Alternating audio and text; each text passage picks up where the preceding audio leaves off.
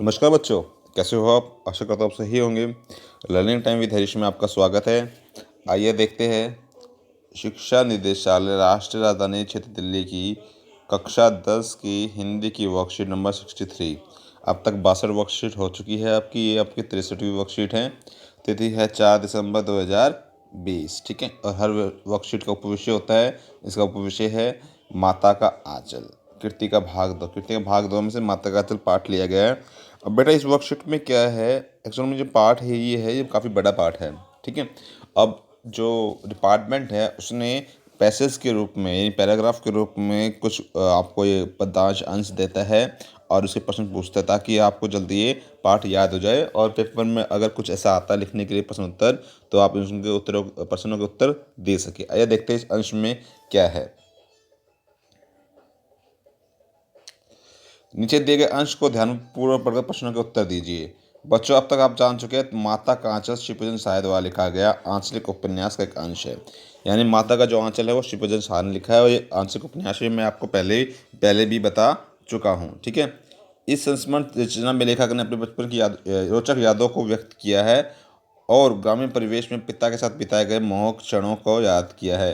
जो लेखक है उसने अपने बचपन की यादों और जो ग्रामीण परिवेश में जो पिता के साथ उसने वक्त बिताया था उन क्षणों को याद किया है। ठीक है बेटा, आगे देखते हैं।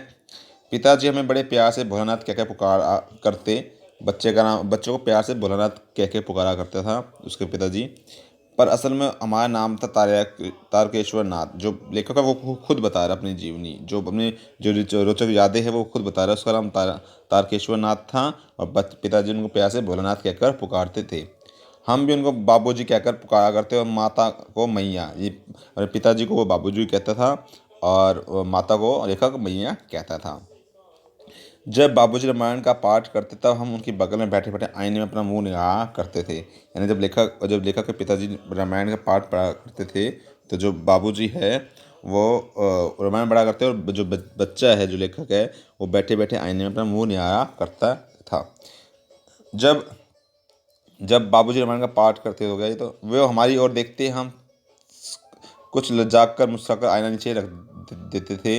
वह भी मुस्कुरा पड़ते थे। पूजा पाठ कर चुकने के बाद हमें राम राम लिखने लगते।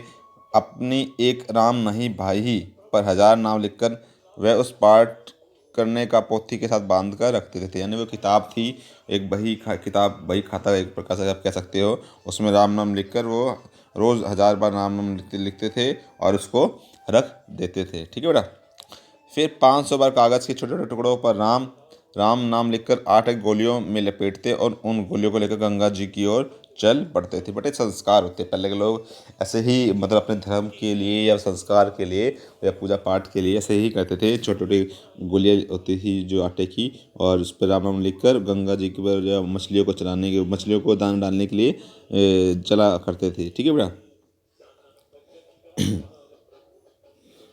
उस समय भी हम उनके कंधे पर विराजमान रहते थे। जब वह गंगा में एक एक आटे की गोलियां फेंक कर मछलियों को खिलाने लगते तब भी हम उनके कंधे ही बैठे बैठे हंसा करते थे। वह मछलियों को चारा देकर घर की ओर लौटते तब बीच रास्ते में झुके हुए पेड़ों की डाली पर हमें बिठाकर झुलाते थे। तो ये लेखक ने अपनी यादों को व्यक्त किया है इस पाठ के अंदर। ठीक है बेटा, आइए आप कुछ प्रश्न देखें, उनका उत्तर जानने की कोशिश करते हैं।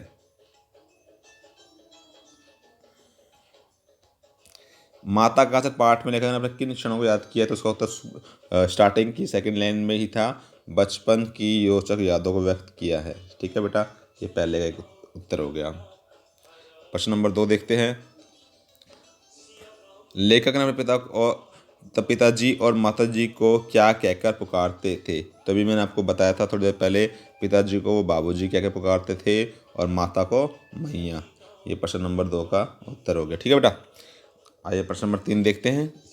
लेखक के पिताजी जब रामायण पाठ करते थे तब लेखक क्या करते थे? तो मैंने बताया था वे उनकी बगल में बैठे बैठे आईने में अपना मुंह निहारा करते थे। बड़ा जितना प्रश्न पूछा जाए सिर्फ उसका उतना ही उत्तर लिखना होता है आपको। ज़्यादा ये नहीं कि यहाँ से उठाया और यहाँ तक उठा के लिख दिया, ये कभी भी मत करना। ठीक है, आपको नंबर नहीं मिलेंगे पूरे। प्रश्न नंबर 4 इस पाठ में लेखक अपने पिताजी के कंधे पर बैठकर कहाँ जाते थे? बताया गंगा जी की ओर। ठीक है, प्रश्न नंबर 4 का उत्तर। और क्यों? क्योंकि लेखक को अपने पिताजी से बहुत प्यार था। लेखक को अपने पिताजी से बहुत प्यार था। ठीक है, प्रश्न नंबर 5 देखते हैं। अपने बचपन की किसी मज़ेदार घटना को लिखिए। तो बच्चे ये स्वयं क्वेश्चन आप स्वयं करेंगे। ठीक है, तो ये आज की वर्कशीट थी, ये मैं आपको समझा चुका हूँ। आशा करता हूँ ये वर्कशीट आपको अच्छी तरह से समझ में आई होगी। और कोविड के एक खास संदेश, जब भी आप घर से बाहर निकलो तो मास्क लगा के निकलो, क्योंकि अभी तक कोई इसकी वैक्सीन बनी नहीं है और ये वैक्सीन जो प्रोसेस में है, पता नहीं कब इंडिया में आएगी। तो जो मास्क है वही फ़िलहाल आपकी वैक्सीन है। ठीक है बेटा। और इस वीडियो में अगर कुछ आपको डाउट लगता है, किसी प्रश्न में कुछ डाउट लगता है, तो कमेंट सेक्शन में जाकर कमेंट भी आप कर सकते हैं। धन्यवाद बेटा।